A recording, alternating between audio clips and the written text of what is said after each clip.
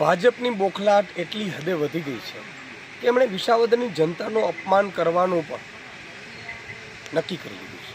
વારંવાર આમે તમે ધારાસભ્યને તમારા પક્ષમાં લઈને ડરાવી ધમકાવીને એક અપમાન તો કરો જ છો, એના સન્માન ઉપર ઘા તો કરો જ છો, પરંતુ ગતરોજ CR પાટીલજી માનનીય ભાજપના પ્રદેશ અધ્યક્ષે એક સભામાં એવું કહ્યું કે વિસાવદરની જનતાએ 2012માં ભૂલ કરી, 17માં ભૂલ કરી, 22માં ભૂલ કરી.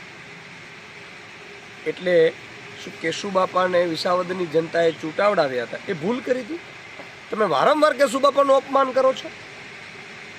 મારી એક માંગણી છે કે કેશુબાપા જેવા દિગ્ગજ નેતા કે જેમણે આ રાજ્યને ખૂબ આપ્યું છે, એમની શૂઝ બૂઝ શક્તિથી મુખ્યમંત્રી હતા ત્યારે એમણે ખૂબ આપ્યું છે, ને વિસાવદરે ને પણ એમણે ગુજરાતના પલટ ઉપર મૂક્યું છે, એને તમે વારંવાર અપમાન કરો છો.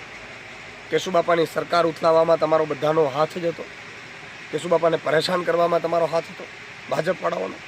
અને આજે ફરીથી 2012માં કેશુબાપાને શું ચૂંટણી ચૂંટાવડાવી એનો અત્યારે રોષ તમે કાઢો છો કે કેશુબાપાને તમે ચૂંટાવડાવ્યા 2012માં જે તમે ભૂલ કરી. ભાજપના પ્રદેશ અધ્યક્ષ માફી માંગે નહીં તો વિસાવદરની જનતા આવા દિગ્ગજ નેતાઓના અપમાનનો બદલો લેશે.